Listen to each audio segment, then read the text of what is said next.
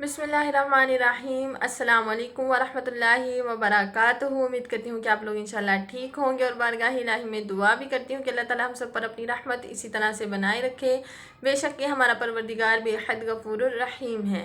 जी मैं हूँ इकराम मोहम्मद शफीक और आप लोग देख रहे हैं कुरान विद तर्जुमा एंड तफसीर। अपनी क्लास के आगाज़ से पहले आइए अच्छी अच्छी नियतें कर लेते हैं, क्योंकि अमाल का दारोमदार नियतों पर है। तो हम नियत करते हैं कि इंशाल्लाह हम जो कुछ पढ़ेंगे, जो कुछ सुनेंगे, इस पर ख़ुद भी अमल करेंगे और इसे दूसरों तक भी पहुंचाएंगे, ताकि वो भी इसके ऊपर अमल करने की तौफीक हासिल कर सकें। बेशक के तमाम तौफीकात बारगाह इलाही से ही नसीब होती हैं। जी अल्हम्दुलिल्लाह, हम अपनी पिछली क्लास में सूरह बकरा शरीफ को उसके तर्जुमा और उसकी तफसीर के साथ पढ़ना शुरू कर चुके हैं। हमने सूरह बकरा शरीफ की पहली 3 आयत पढ़ ली हैं, जिनका मफ़हूम ये है कि पहली जो आयत मुबारका है वो हरूफ मुक़त्तआत हैं। ये अल्लाह और उसके रसूल के दरमियान राज हैं। इसका इल्म और अल्लाह और उसके रसूल को है, और जिसे अल्लाह ताला अता फरमाना चाहे अपनी तौफीक से उन्हें भी अता फरमा देता है। और दूसरी आयत मुबारका का मफ़हूम ये है कि कुरान करीम किताब इलाही है, कलाम इलाही है। इसमें किसी किस्म की कोई शक व शुबहात की गुंजाइश बाकी नहीं रह जाती। इसके बावजूद जो लोग इसमें शक व शुबहात रखते हैं, इसके बारे में अस्तग़फ़िरुल्लाह, उनकी अपनी कम अक्ली और कज फहमी है। इसके कलाम इलाही होने में किसी किस्म का कोई फ़र्क नहीं पड़ेगा, और इसमें हिदायत जो है वो मुत्तकीन के लिए है। बेशक कि कुरान करीम तमाम इंसानों के लिए हिदायत है, लेकिन इससे फ़ायदा वही लोग उठाते हैं जो कि मुत्तकीन और परहेज़गार हैं। तो अगली जो आयत मुबारका है, यानी सूरह बकरा शरीफ की तीसरी आयत मुबारका जो है, इसमें मुत्तकीन की सिफ़ात जो है उनका जिक्र शुरू हो चुका है कि मुत्तकीन जो हैं वो कौन लोग हैं जो मुत्तकीन में शुमार होते हैं। जो पहली सिफ़त कुरान करीम में बयान फरमाएगी वो ये है कि वो उनका ईमान बिलग़ैब है, कि वो बग़ैर देखे ईमान रखते हैं अल्लाह पर, उसके रसूलों पर, उसके फ़रिश्तों पर, जन्नत और दोज़ख पर उनका बग़ैर देखे मुहकम यकीन है। दूसरी जो सिफ़त बयान की गई वो ये है कि वो नमाज को कायम करते हैं, नमाज को पढ़ते नहीं हैं। और नमाज को कायम करने का मतलब ये है कि इंसान जो है उसका इस बात पर यकीन हो कि वो जिसकी इबादत कर रहा है वो उसे देख रहा है। अगर वो इस दर्जे पर नहीं पहुंचा तो उसको कम से कम इस दर्जे पर वो हो कि उसका ये यकीन हो कि मैं जिसकी इबादत कर रहा हूँ वो ज़ात जो है वो ज़ाते बारी ताला मुझे देख रही है। तीसरी सिर्फ जो मुत्तकीन की बयान फरमाई गई वो ये है कि वो जो कुछ अल्लाह ताला ने उनको दिया है वो उस माल में से खर्च करते हैं, चाहे वो इल्म हो, चाहे वो औलाद हो, चाहे वो माल हो, चाहे वो खाने की कोई चीज़ हो, चाहे तो वो मारिफत इलाही ही क्यों ना हो। वो अपनी इस्तेदाद के मुताबिक जो मुस्तहकीन है, जिनको ये चीज़ें मुयस्सर नहीं, उनमें अल्लाह की तौफीक से बांटते हैं। ये मुत्तकीन की 3 सिफ़ात जो हैं हम पढ़ चुके हैं पिछली क्लास में। अब हम इंशाल्लाह आगे से शुरू करते हैं। तो आइए अपना सबक जो है उसे शुरू करते हैं। बिस्मिल्लाहिर्रहमानिर्रहीम। चौथी आयत मुबारका सूरह बकरा शरीफ की, उसका पहले तर्जुमा पढ़ेंगे, फिर हम इंशाल्लाह उसकी तफसीर पढ़ेंगे। और वल्लज़ीना, वो जो युमिनूना ईमान लाए हैं, बिमा उस पर जो उन्ज़िला हबीब सल्लल्लाहु अलैहि वसल्लम उतारा गया है, इलैका आप पर, वा और मा जो उन्ज़िला उतारा गया है, मिन क़ब्लिका आपसे पहले, वा और बिल आखिरती और आखिरत पर भी, हम वो युक़िनून वो यकीन रखते हैं। बामुहावरा तर्जुमा, और वो जो ईमान लाए हैं उस पर ए हबीब सल्लल्लाहु अलैहि वसल्लम जो उतारा गया आप सल्लल्लाहु अलैहि वसल्लम पर, और जो उतारा गया आपसे पहले और आखिरत पर भी वो यकीन रखते हैं। ये जो आयत मुबारका है ये ख़त्म नबूवत की भी एक माशाल्लाह से वाज़िह दलील है, क्योंकि अल्लाह ताला ने क्या फ़रमाया है कि हबीब सल्लल्लाहु अलैहि वसल्लम के जो मुत्तकीन हैं वो उस पर भी ईमान रखते हैं जो हमने आप पर नाजिल फरमाया, और उस पर भी ईमान रखते हैं जो आपसे पहले नाजिल फरमाया गया।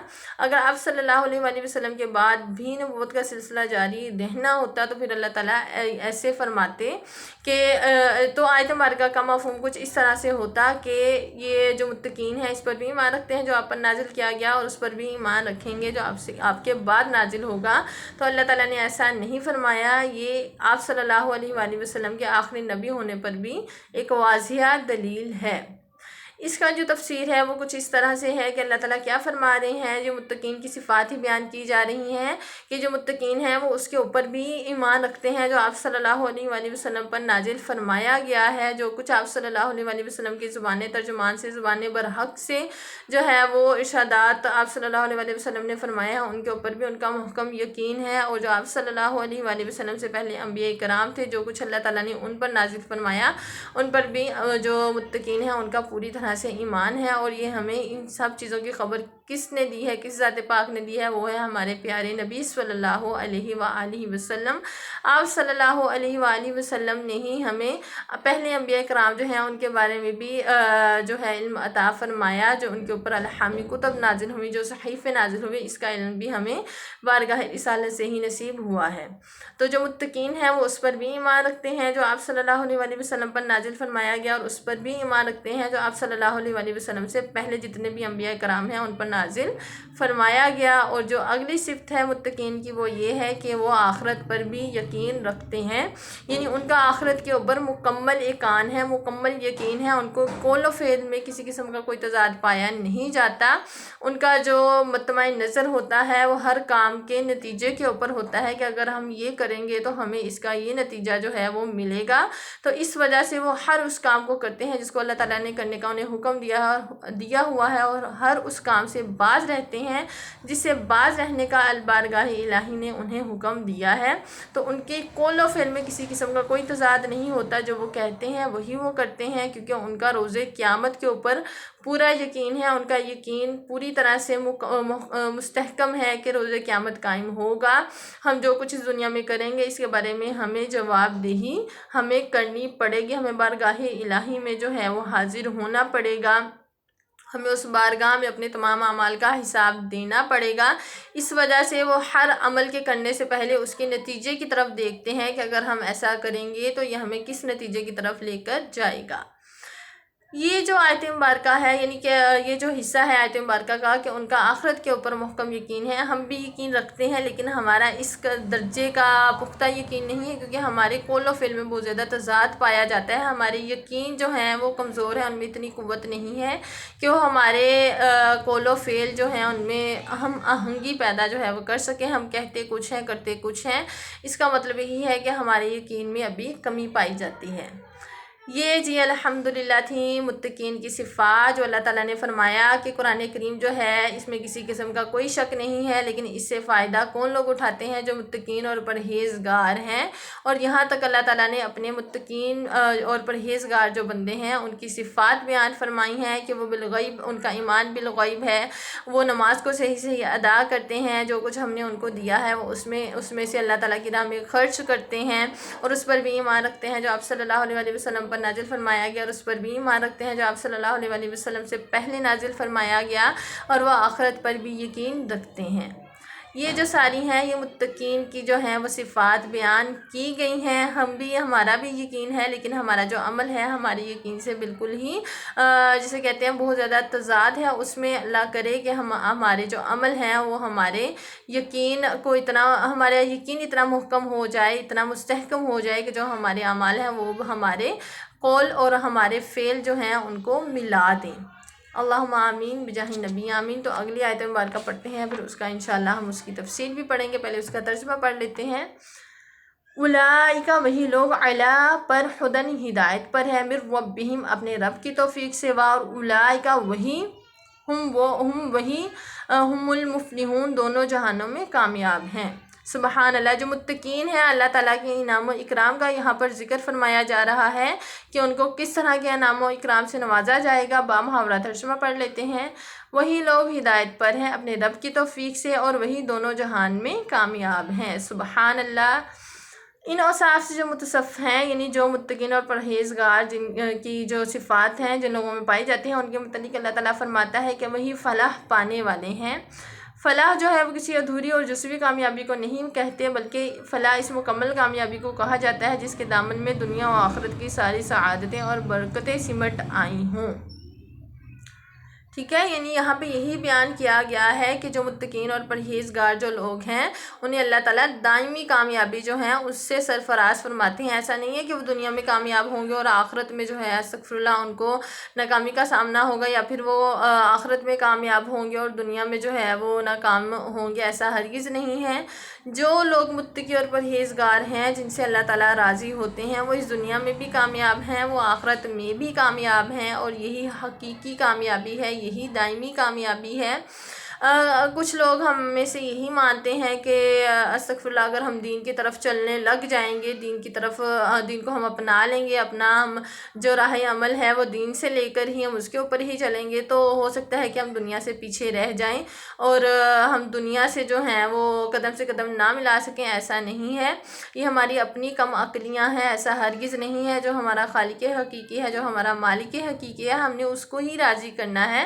تو جس راہ کو اپنانے کی اس نے ہمیں حکم دیا، ہمیں اسی کی طرف ہی چلنا چاہیے، نہ کہ ہم ان راستوں کے اوپر چلیں جس کے اوپر دنیا چلتی ہے، ٹھیک ہے۔ اس سے ہم بظاہر ہم جسے کہتے ہیں نا کامیاب تو ہو جائیں گے، استغفراللہ، کامیابی بھی ہم کسے کہہ رہے ہیں، لیکن یہ کامیابی نہیں ہے۔ کامیابی، حقیقی کامیابی سکون قلب ہے، جو کہ بہت ہی کم لوگوں کو میسر ہے۔ لوگوں کے پاس بہت روپیہ پیسہ ہے، ہر ایک کو اس کی خواہشات کے مطابق زندگی ساری جو ہیں آسائشیں مل رہی ہیں، لیکن اس کے باوجود سکون نہیں ہے، ایک خالی پن ہے، ایک بے چینی ہے، بے اطمینانی ہے۔ ہر چیز ہمارے ہاتھ میں ہونے کے باوجود ہم مطمئن نہیں ہیں، ہمارے پاس سکون قلب نہیں ہے۔ تو یہ اس کی وجہ کیا ہے؟ اس کی وجہ یہ ہے کہ ہم صرف دنیا کے پیچھے بھاگ رہے ہیں، ہم نے اپنے ذات الہی جو ہے اس کو استغفراللہ چھوڑ دیا ہے۔ اس وجہ سے ہم دنیا کی طرف بھاگ رہے ہیں، تو وہ جو ذات ہے وہ تو اس کی بارگاہ میں تو کسی چیز کی کمی نہیں ہے۔ ہم جس کی طرف بھاگیں گے، جس چیز کے لیے کوشش کریں گے، تو وہ ذات تو ہمیں وہ چیز عطا فرما دے گی، لیکن اس میں ہمارا اپنا ہی نقصان ہے، کیونکہ ہم صرف جو ہے دنیا کے پیچھے بھاگ رہے ہیں، دنیا ہم سمیٹ رہے ہیں، لیکن ہمیں جو حقیقی خوشی ہے، حقیقی کامیابی ہے، حقیقی جو سکون ہے وہ عطا نہیں ہوتا، وہ ہمیں نہیں ملتا۔ تو ہمیں کیا چاہیے؟ ہمیں حقیقی سکون چاہیے، ہمیں حقیقی کامیابی جو ہے وہ چاہیے، جو دنیا میں بھی کامیابی میں شمار ہو اور آخرت میں بھی کامیابی میں شمار ہو۔ ہم صرف دنیا کے سامنے جو ہے کامیاب نہ ہو، بلکہ بارگاہ الہی میں بھی ہمیں کامیابی نصیب ہو۔ تو اسی چیز کے لیے ہر ایک کو کوشش کرنی چاہیے۔ اللہ تعالیٰ سے یہی دعا کرتے ہیں کہ یہ توفیق ہمیں ہماری بارگاہ الہی سے ہی نصیب ہو۔ ہمارے کسی کے کہنے سے ہم یہ نہیں کر سکتے، کسی کے بلانے سے ہم یہ نہیں کر سکتے، ہم اپنے پروردگار عالم جو ہے، ہمارا رب جو ہے، اس کی توفیق سے ہی کر سکتے ہیں۔ ہم تو بس اسی کی بارگاہ سے امید ہے اللہ تعالیٰ ہمیں ایسا انسان بنا دے کہ جو اللہ تعالیٰ نے متقین کی صفات بیان کی ہیں وہ ہم میں بھی اللہ کرے کہ آ جائیں، ہم بھی ان میں شامل ہو جائیں، اور ہم بھی جو فلاحی کامیابی ہے اس کی طرف ہمارے جو قدم ہے وہ گامزن ہوں۔ یہاں تک متقین اور پرہیزگاروں کی صفات جو ہیں ان کا بیان کیا گیا ہے۔ اگلی آیت مبارکہ پڑھ لیتے ہیں۔ اس میں ان لوگوں کا ذکر ہے جو استغفراللہ انکار کرتے ہیں اللہ تعالیٰ کا، استغفراللہ اللہ تعالیٰ کے انبیاء کرام کا، اللہ تعالیٰ کی آیتوں کا، تمام کتابوں کا۔ یہ جو کفار ہیں ان کے بارے میں جو ہے وہ ذکر شروع ہونے لگا ہے۔ اِنَّا بے شک ان الذین جنہوں نے کفر اختیار کیا، سواء یکساں ہے، علیہم ان کے لیے، انذرتہم چاہے آپ انہیں ڈرائیں، ام یا لم نہ تنذرہم یا نہ ڈرائیں، لا نہیں یؤمنون وہ ایمان نہیں لائیں گے۔ ہاں جی، یہاں پہ آیت مکمل ہو گئی ہے۔ اس کا با محاورہ ترجمہ پڑھ لیتے ہیں۔ بے شک جنہوں نے کفر اختیار کر لیا، یکساں ہے ان کے لیے، چاہے آپ انہیں ڈرائیں یا نہ ڈرائیں، وہ ایمان نہیں لائیں گے، ٹھیک ہے۔ یہ کن کا ذکر ہے؟ استغفراللہ، یہ کفار کا ذکر ہے جو کہ ایمان نہیں لاتے۔ تو ان کے بارے میں اللہ تعالیٰ فرما رہے ہیں کہ حبیب صلی اللہ علیہ وآلہ وسلم، یہ جو کفار ہیں جنہوں نے کفر کو اختیار کیا ہوا ہے، ٹھیک ہے، یہ جو ہیں کفار، انہوں نے کفر کو اختیار کیا ہوا ہے، اپنے جو مشعل راہ ہے انہوں نے کفر کو ہی بنایا گیا ہے۔ ان کے بارے میں ہی اللہ تعالیٰ فرما رہے ہیں کہ حبیب صلی اللہ علیہ وآلہ وسلم آپ انہیں ڈرائیں یا نہ ڈرائیں، ان کے لیے یکساں ہے، کیونکہ یہ ایمان نہیں لائیں گے۔ اس کی تفسیر پڑھ لیتے ہیں۔ دعوت حق قبول کرنے والے خوش نصیبوں کے ذکر کے بعد اب ان بد نصیبوں کا حال بیان ہوتا ہے جنہوں نے حق کو قبول کرنے سے انکار کر دیا۔ اس موقع پر بعض لوگ بلا وجہ جبر و قدر کی بحث چھیڑ دیا کرتے ہیں، ٹھیک ہے۔ کچھ لوگوں کا ماننا یہ ہے کہ جب اللہ تعالیٰ نے ہی فرما دیا کہ آپ انہیں ڈرائیں یا نہ ڈرائیں تو یہ ایمان نہیں لائیں گے، جب اللہ نے فرما دیا تو یہ کس طرح سے ایمان لا سکتے ہیں، اس میں ان کا کیا قصور ہے؟ دیکھیے جی، ایسا ہرگز نہیں ہے۔ مفسر جو ہے انہوں نے بڑی اچھی طرح سے اس بات کی وضاحت کی ہے کہ اس میں جبر کا کوئی بھی عمل دخل نہیں ہے، کیونکہ جبر اس حالت کو کہتے ہیں جس میں انسان جو ہے ایک ہی کام کو کرنے کے اوپر مجبور ہوتا ہے، دوسری جو اس کے پاس چوائس ہوتی ہے وہ نہیں ہوتی، تو جبر اس چیز کو کہتے ہیں۔ لیکن اللہ تعالیٰ جو ہے، ہمارا جو رب پروردگار ہے، وہ بہت ہی زیادہ رحم فرمانے والا ہے۔ جبر کی کیفیت ہم میں سے کسی کے اوپر طاری نہیں ہے۔ دیکھیں، ہم الحمدللہ ہم ایمان والے ہیں، لیکن اللہ تعالیٰ ہمیں برے وقت سے بچائے۔ ہم وہ کرتے ہیں جو کرنے کو ہمارا دل کرے اور اس چیز کو ہم نہیں کرتے ہیں جو استغفر اللہ ہمیں ہمارا جو نفس ہے، دل کی بات نہیں، جو نفس ہے نا، ہم وہ کام کرتے ہیں جس سے ہمارا نفس جو ہے وہ مطمئن ہو جاتا ہے، ہم اپنے رب کی جو رضا ہے اس سے ہم ہٹے ہوئے ہیں۔ تو اس کے باوجود ہمارے پروردگار الہی جو ہے ہمیں ہر طرح کی نعمتوں سے نواز رہا ہے، تو ایسا ہرگز کہنا نہیں چاہیے کہ اگر کفار ایمان نہیں لائے تو یہ ان کے اوپر استغفر اللہ کی طرف سے کوئی جبر تھا، کیونکہ اللہ تعالیٰ نے فرما دیا وہ ایمان نہیں لائیں گے تو اس وجہ سے ایمان نہیں لائے، ایسا ہرگز نہیں ہے۔ یہ جبر کی کیفیت نہیں ہے کہ انسان ایک ہی کام کرنے پر جو ہے وہ اس کو ایک ہی کام جو ہے وہی کرنا پڑے، کیونکہ اللہ تعالیٰ نے اپنے وقتاً فوقتاً اپنے انبیاء کرام کا جو ہے نزول فرمایا ہے، ان کے اوپر اللہ تعالیٰ نے کلام الہی بھی نازل فرمائے ہیں تاکہ وہ لوگوں کو بتائیں کہ آپ اس طرح سے اپنی زندگی گزارو گے تو اللہ تعالیٰ آپ سے راضی ہوگا، اگر اس طرح سے زندگی گزارو گے تو اللہ تعالیٰ ناراض ہوگا، اور جب اللہ تعالیٰ ناراض ہوگا تو تب اللہ کا آپ کے اوپر غضب نازل ہوگا، اللہ تعالیٰ کا استغفر اللہ جو عذاب ہے وہ آپ پر نازل کیا جائے گا۔ تو یہ جو اگر یہ سلسلہ نہ ہوتا تب ہم کہہ سکتے تھے کہ یہ جبر تھا، استغفر اللہ، جو کہ نہیں ہے۔ اللہ تعالیٰ نے انبیاء کرام کو بھیجا، ان کے اوپر اللہ تعالیٰ نے اپنے کلام نازل فرمائے، انبیاء کرام نے لوگوں کو دعوت حق دی، توحید کی طرف بلایا۔ کچھ جو لوگ جنہوں نے اس کو قبول کیا، اس حق کو، اس دعوت کو، وہ کامیاب ہو گئے، لیکن جن لوگوں نے اس کو قبول نہیں کیا تو وہ لوگ جو تھے وہ خود ہی اپنے نتائج کے ذمہ دار تھے، کیونکہ انہیں کسی قسم کا ان کے اوپر جبر نہیں کیا گیا تھا۔ ایسا نہیں تھا کہ ان کے اوپر ایک ہی راستہ تھا، انہیں پتہ ہی نہیں تھا ہم نے کیا کرنا ہے، انہیں پتہ ہی نہیں تھا کہ اس کائنات کو تخلیق فرمانے والی ذات الہی ہے، ہمیں اس کی عبادت کرنی ہے، ایسا ہرگز نہیں ہے۔ اللہ تعالیٰ کے انبیاء کرام جو ہیں انہوں نے اپنی ذمہ داریوں کو پوری طرح سے جو ہے وہ ان کو ادا فرمایا، اور انہوں نے لوگوں کو ہدایت کی طرف بلایا، ان کے درمیان تبلیغ کی تاکہ وہ اپنے رب حقیقی کی طرف جو ہے وہ آ جائیں، لیکن اس کے باوجود انہوں نے کفر کو ہی اختیار کیے رکھا۔ یہ ان کی اپنی جان بوجھ کر اختیاری جو کفر تھا یہ ان کا اپنا اختیاری تھا۔ اس لیے آیت مبارکہ کا جو ترجمہ ہے وہ اس طرح سے کیا گیا ہے کہ کفروا، جنہوں نے ان الذین کفروا، وہ لوگ کہ جنہوں نے کفر کو اختیار کیا، یہ ان کا اختیاری ہے، ان کے اوپر مسلط نہیں کیا گیا۔ انہیں اللہ تعالیٰ نے ہدایت کی راہیں بھی دکھائی ہیں، اللہ تعالیٰ نے اپنی انبیاء کرام کو بھی بھیجا ہے جنہوں نے ان کی ہدایت کی طرف بلایا، اس کے باوجود وہ جو لوگ تھے انہوں نے کفر کو ہی اختیار کیے رکھا، کفر کے اوپر ہی انہوں نے اپنی زندگیاں بسر کی ہیں، تو جو انہیں عذاب ان کے اوپر نازل ہوئے، جو انہیں آخرت میں عذاب ان کو ملیں گے، یہ کسی جبر کا نتیجہ نہیں ہے بلکہ ان کی اپنی نافرمانیوں کا نتیجہ جو ہے وہ ان کو ملے گا۔ بار بار مسلسل ان کو ہدایت کی طرف بلانا، بار بار ان کو بلانا، اس کے باوجود وہ ہدایت کو قبول نہ کریں، صرف کفر کے اوپر جو ہیں اس کے ساتھ ہی چمٹے رہیں، تو یہ ان کی اپنی غلطی ہے، یہ ان کی اپنی کج فہمی ہے، کم عقلی ہے، کم عملی ہے، اس وجہ سے وہ اپنے نتائج کے ذمہ دار خود ہیں۔ اللہ تعالیٰ بہت ہی مہربان ہے، اللہ تعالیٰ کی جو ہدایت ہے وہ ہر ایک کے لیے یکساں ہے۔ ایسا نہیں ہے کہ جو سلیم الفطرت لوگ تھے انہوں نے ہی حق کا پیغام سنا، جو استغفر اللہ سلیم الفطرت لوگ تھے ان کے کانوں نے نہیں سنا، انہوں نے سنا لیکن انہوں نے اس کو قبول نہیں کیا، تو یہ جو لوگ ہیں یہ خود ہی اپنے ناکامیوں کے ذمہ دار جو ہیں وہ خود ہی ہیں۔ اگلی آیت مبارکہ پڑھ لیتے ہیں۔ ختم اللہ، مہر لگا دی اللہ نے علی قلوبہم ان کے دلوں پر، اور علی سمعہم ان کے کانوں پر، اور علی ابصارہم ان کی آنکھوں پر، غشاوۃ پردہ ہے، اور لہم ان کے لیے عذاب عذاب ہے، عظیم دردناک۔ بامحاورہ ترجمہ پڑھ لیتے ہیں۔ مہر لگا دی اللہ تعالیٰ نے ان کے دلوں پر اور ان کے کانوں پر اور ان کی آنکھوں پر، پردہ ہے اور ان کے لیے بڑا عذاب ہے۔ جو پچھلی آیت مبارکہ ہے اسی سے ملتی جلتی یہ آیت مبارکہ ہے، کیونکہ اللہ تعالیٰ کیا فرما رہے ہیں کہ اللہ تعالیٰ نے ایسے لوگوں کے دلوں پر مہر لگا دی ہے، ان کے کان جو ہیں وہ حق کو سنتے ہیں لیکن اس کو قبول نہیں کرتے، ان کی آنکھیں جو ہیں وہ حق کو دیکھتی ہیں لیکن ان کی آنکھوں کے آگے ایسے پڑتے ہیں کہ وہ ہدایت کی جو روشنی ہے ان کی آنکھوں تک نہیں پہنچ پاتی، اس وجہ سے اللہ تعالیٰ نے ان کے لیے عذاب جو ہے وہ تیار کر رکھا ہے، یہ اللہ تعالیٰ کے عذاب کے مستحق ہیں۔ اچھا، کچھ لوگ یہاں پہ یہ نہ کہتے ہیں کہ چونکہ اللہ تعالیٰ نے उनके दिलों पर मोहर लगा दी, इस वजह से वो ईमान नहीं ला सके। उनकी आंखों के सामने पर्दे थे, इस वजह से वो ईमान नहीं ला सके। देखें, जब उन्होंने मुसलसल अल्लाह ताला की नाफरमानियाँ की, अंबिया कराम आए, उन्होंने उन्हें हिदायत की तरफ बुलाया, मुसलसल नाफरमानियाँ वो करते रहे, तो इसका नतीजा यही होना था ना कि अल्लाह ताला ने फिर उनके दिलों पर मोहर लगा दी कि वो उस हिदायत की जो रोशनी है उनके दिलों तक नहीं पहुंचती।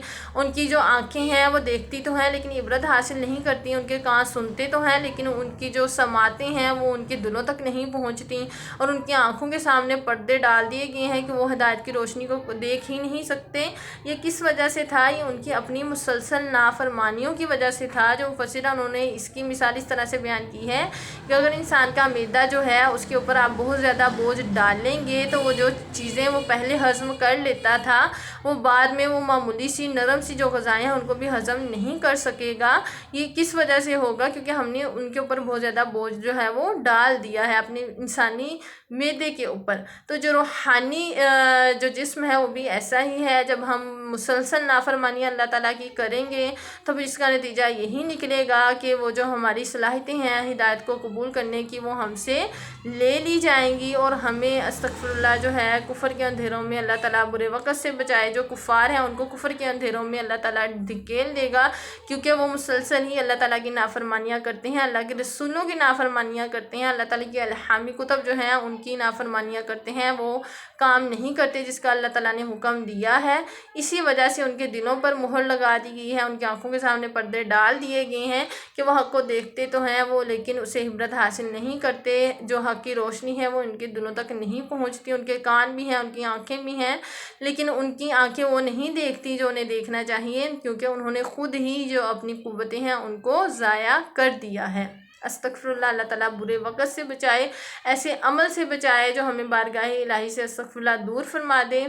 अल्हम्दुलिल्लाह हमने यहीं तक पढ़ना था। हमारी आज की जो क्लास है वो मुकम्मल हुई। उम्मीद करती हूँ कि आप लोगों को इंशाल्लाह समझ आ गई होगी। बस अल्लाह ताला हमें अच्छे तरीके से समझने की तौफीक अता फरमाए और इसे दूसरों तक, पहले हम इसके ऊपर ख़ुद अमल करें और फिर इसे दूसरों तक भी पहुँचाएँ। यही हमारे इल्म की जो है वो हकीकी कामयाबी होगी। तो इंशाल्लाह अगली क्लास में आगे से शुरू करेंगे। तो उम्मीद करती हूँ कि आपको इंशाल्लाह समझ भी आया होगा और आप इसके ऊपर अमल करने की भी जो है वो पूरी कोशिश करेंगे। फ़ी अमानिल्लाह, कल तक के लिए अस्सलामु अलैकुम वरहमतुल्लाहि वबरकातुहू।